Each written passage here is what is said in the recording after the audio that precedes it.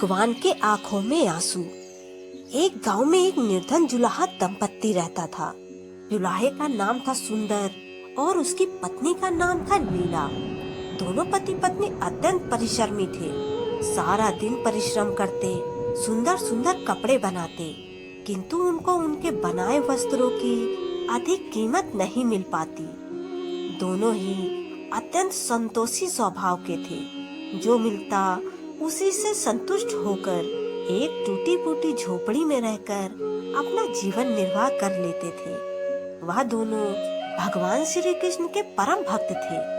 दिन भर के परिश्रम के बाद जो भी समय मिलता उसे दोनों भगवान के भजन कीर्तन में व्यतीत करते।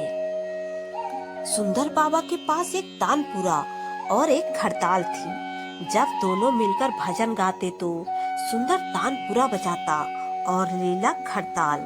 फिर दोनों भगवान के भजन में ऐसा खो जाते कि उनको अपनी भूख प्यास की चिंता भी नहीं रहती थी। यूं तो दोनों संतोषी स्वभाव के थे।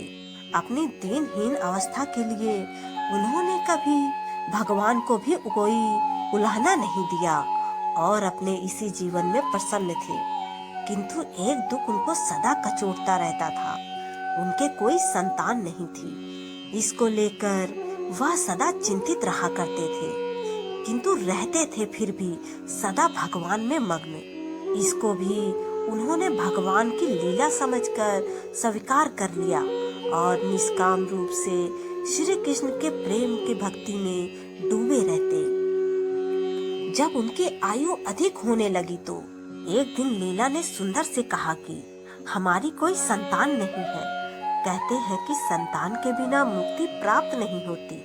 अब हमारी आयु भी अधिक हो चली है, ना जाने कब बुलावा आ जाए। मरने के बाद कौन हमारी चिता को अग्नि देगा और कौन हमारे लिए तर्पण आदि का कार्य करेगा। कैसे हमारी मुक्ति होगी। सुंदर बोला, तू क्यों चिंता करती है, ठाकुर जी है ना, वह सब देखेंगे। सुंदर ने यह बात कह तो दी, किंतु वह भी चिंता में डूब गया। तभी उसके मन में एक विचार आया। वह नगर में गया और श्री कृष्ण के बाल गोपाल रूप की एक प्रतिमा ले आया। घर आकर बोला, अब तुझे चिंता करने की कोई आवश्यकता नहीं है। मैं यह बाल गोपाल लेकर आया हूँ। हमारे कोई संतान नहीं तो वह भी इन्हीं की तो लीला है। हम इनको ही अपने पुत्र के समान प्रेम करेंगे। यही हमारे पुत्र का दायित्व पूर्ण करेंगे।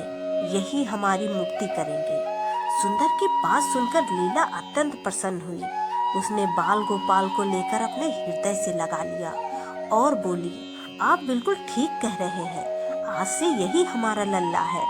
दोनों पति पत्नी ने घर में एक कोना साफ करके वहाँ के स्थान बनाया और एक चौकी लगाकर उस पर बाल गोपाल को विराजित कर दिया।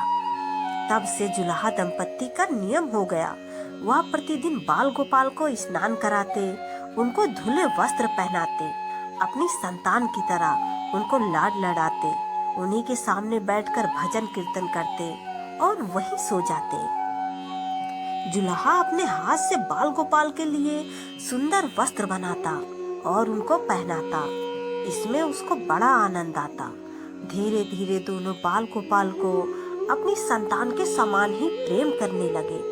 लीला का नियम था कि वह प्रतिदिन अपने हाथ से अपने लल्ला को भोजन कराती, तब स्वयं भोजन करती। लल्ला को भोजन कराते समय उसको ऐसा ही प्रतीत होता मानो अपने पुत्र को ही भोजन करा रही हो। उन दोनों के निश्चल प्रेम को देखकर करुणा निधान भगवान अत्यंत प्रसन्न हुए और उन्होंने अदृश्य रूप में आकर स्वयं भोजन खाना आरंभ कर दिया।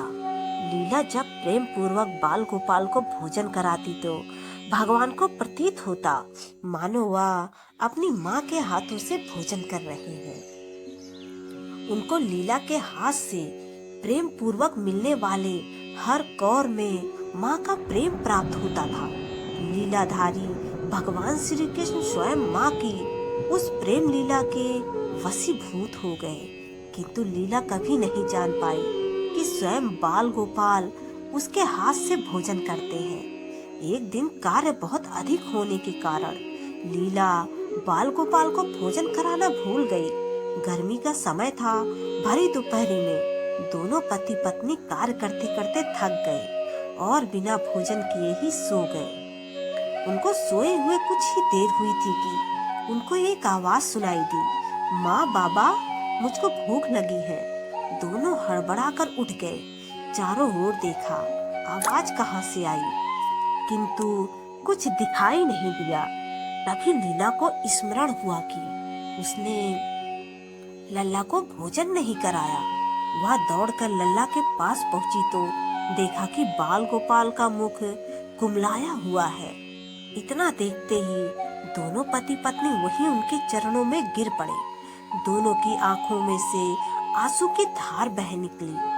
लीला तुरंत भोजन लेकर आई और न जाने कैसा प्रेम उमड़ा कि लल्ला को उठाकर अपनी गोद में बिठा लिया और भोजन कराने लगी।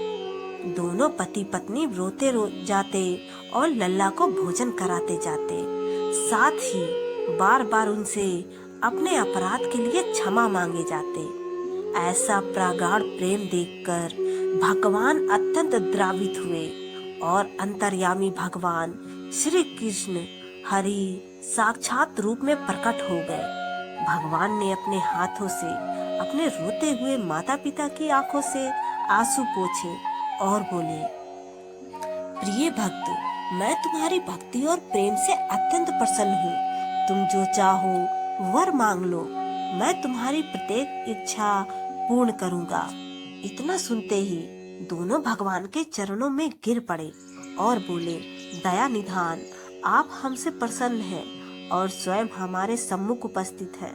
हमारा जीवन धन्य हो गया। इससे अधिक और क्या चाहिए? इससे अधिक किसी भी वस्तु का भला क्या महत्व हो सकता है? आपकी कृपा हम पर बनी रहे, बस इतना कृपा करें। श्री हरि बोले, यदि तुम चाहो तो मैं तुम्हारे जीवन में संतान के अभाव को समाप्त करके तुम्हें एक सुंदर संतान प्रदान करूंगा। यह सुनते ही सुंदर और लीला एकदम व्याकुल होकर बोले, नहीं भगवान, हमको संतान नहीं चाहिए। उनका उत्तर सुनकर भगवान ने पूछा, किंतु क्यों? अपने जीवन में संतान की कमी को पूर्ण करने के लिए ही तो तुम मुझको अपने घर लेकर आए थे। यह सुनकर वह दोनों बोले, प्रभु, हमको भय है कि यदि हमको संतान प्राप्त हो गई तो हमारा मोह उस संतान के प्रति बढ़ जाएगा और तब हम आपकी सेवा नहीं कर पाएंगे। उनका प्रेम और भक्ति का से भरा उत्तर सुनकर करुणा निधान भगवान करुणा से भर उठे। स्वयं भगवान की आंखों से आंसू टपक पड़े। वह बोले, हे मैया, बाबा, मैं यहाँ आया था आपके ऋण को उतारने के लिए, किंतु आपने तो मुझको सदा सदा के लिए अपना ऋणी बना लिया। मैं आपके प्रेम का यह ऋण कभी नहीं उतार पाऊंगा। मैं सदा सदा तुम दोनों का ऋणी रहूंगा। मैं तुम्हारे प्रेम से अत्यंत प्रसन्न हूँ। तुमने अपने निर्मल प्रेम से मुझको भी अपने बंधन में बांध लिया है। मैं तुमको वचन देता हूँ कि आज से मैं तुम्हारे पुत्र के रूप में तुम्हारे समस्त कार्य पूर्ण करूंगा। तुमको कभी संतान का अभाव नहीं होने दूंगा। मेरा वचन कभी असत्य नहीं होता। ऐसा कहकर भक्त वत्सल भगवान बाल गोपाल की प्रतिमा में विलीन हो गए। उस दिन से लीला और सुंदर का जीवन बिल्कुल बदल ही गया। उन्होंने सारा काम धंधा छोड़ दिया और सारा दिन बाल गोपाल के भजन कीर्तन और उनकी सेवा में व्यतीत करने लगे। उनको न भूख सताती न प्यास लगती। सभी प्रकार की इच्छाओं का उन्होंने पूर्ण रूप से त्याग कर दिया। सुंदर कभी कोई कार्य करता तो केवल अपने बाल गोपाल के लिए सुंदर सुंदर वस्त्र बनाने का। उनके सामने जब भी कोई परेशानी आती, बाल गोपाल तुरंत ही एक बालक के रूप में उपस्थित हो जाते और उनके समस्त कार्य पूर्ण करते। वह दंपत्ति और बालक गांव भर में चर्चा का विषय बन गए, किंतु गांव में कोई भी यह नहीं जान पाया कि वह बालक कौन है, कहाँ से आता है और कहाँ चला जाता है। धीरे धीरे समय बीतने लगा। जुलाहा दंपत्ति बूढ़े हो गए, किंतु भगवान की कृपा उन पर बनी रही। अब दोनों की आयु पूर्ण होने का समय आ चला था। भगवत प्रेरणा से उनको यह ज्ञात हो गया कि अब उनका समय पूरा होने वाला है। एक दिन दोनों ने भगवान को पुकारा। ठाकुर जी तुरंत प्रकट हो गए और उनसे उनकी इच्छा जाननी चाहिए। दोनों भक्त दंपत्ति भगवान के चरणों में प्रणाम करके बोले, हे नाथ, हमने अपने पूरे जीवन में आपसे कभी कुछ नहीं मांगा। अब जीवन का अंतिम समय आ गया है, इसलिए आपसे कुछ मांगना चाहते हैं। भगवान बोले, संकोच अपनी कोई भी इच्छा कहो, मैं वचन देता हूँ कि तुम्हारी प्रत्येक इच्छा को पूर्ण करूँगा। तब बाल गोपाल के अगाध प्रेम में डूबे उस वृद्ध दंपत्ति बोले, हे नाथ, हमने अपने पुत्र के रूप में आपको देखा और आपकी सेवा की। आपने भी पुत्र के समान ही हमारी सेवा की। अब वह समय आ गया है जिसके लिए कोई भी माता पिता पुत्र की कामना करते हैं। हे दीन बंधु, हमारी इच्छा है कि हम दोनों पति पत्नी के प्राण एक साथ निकले। और हे दया निधान, जिस प्रकार एक पुत्र अपने माता पिता का अंतिम क्रिया करता है और उनको मुक्ति प्रदान करता है, उसी प्रकार हे परमेश्वर, हमारी अंतिम क्रिया आप अपने हाथों से करें और हमको मुक्ति प्रदान करें। श्री हरि ने दोनों को उनकी इच्छा पूर्ण करने का वचन दिया और बाल गोपाल के विग्रह में विलीन हो गए। अंत में वह दिन आ पहुंचा जब प्रत्येक जीव को यह शरीर छोड़ना पड़ता है। दोनों वृद्ध दंपत्ति बीमार पड़ गए। उन दोनों की भक्ति की चर्चा गांव भर में थी, इसलिए गांव के लोग उनका हाल जानने उनकी झोपड़ी पर पहुंचे। किंतु उन दोनों का ध्यान तो श्री हरि में रम चुका था। उनको नहीं पता था कि कोई आया भी है। नियत समय पर एक चमत्कार हुआ। जुलाहे की झोपड़ी एक तीव्र और अलौकिक प्रकाश से भर उठी। वहां उपस्थित समस्त लोगों की आंखें बंद हो गई। किसी को कुछ भी दिखाई नहीं पड़ा। कुछ लोग तो झोपड़ी से बाहर आ गए, कुछ वहीं धरती पर बैठ गए। श्री हरि अपने दिव्य चतुर्भुज रूप में प्रकट हुए। उनकी अप्रतिम शोभा समस्त सृष्टि को आलोकित करने वाली थी। वातावरण में एक दिव्य सुगंध भर गई। अपनी मंद मंद मुस्कान से अपने उन भक्त माता पिता की ओर देखते रहे। उनका यह दिव्य रूप देखकर दोनों वृद्ध अत्यंत आनंदित हुए। अपने दिव्य दर्शनों से दोनों को तृप्त करने के बाद करुणा निधान लीलाधारी समस्त सृष्टि के पालनहार श्री हरि वहीं दोनों के निकट धरती पर ही उनके सिराने बैठ गए। भगवान ने उन दोनों भक्तों का सर अपनी गोद में रखा, उनके शीश पर प्रेम पूर्वक अपना हाथ रखा। तत्पश्चात अपने हाथों से उनके नेत्र बंद कर दिए।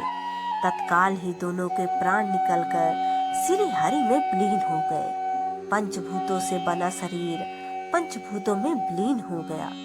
कुछ समय बाद जब वह दिव्य प्रकाश का लोप हुआ तो सभी उपस्थित ग्रामीणों ने देखा कि वहां न तो सुंदर था, न ही लीला, न ही बाल गोपाल थे। शेष थे तो मात्र कुछ पुष्प जो धरती पर पड़े थे और एक दिव्य सुगंध जो वातावरण में चारों ओर फैली हुई थी। विस्मित ग्रामीणों ने श्रद्धा से उस धरती को नमन किया, उन पुष्पों को उठाकर शीश से लगाया तथा सुंदर लीला की भक्ति और गोविंद के नाम का गुणगान करते हुए चल दिए। उन पुष्पों के श्री गंगा जी में विसर्जित करने के लिए। भक्त वह है जो एक क्षण के लिए भी विभक्त नहीं होता, अर्थात जिसका चित्त ईश्वर में अखंड बना रहे, वह भक्त कहलाता है। सरल शब्दों में भक्ति के अंतिम चरण का अनुभव करने वाले को भक्त कहते हैं। जय श्री राधे राधे।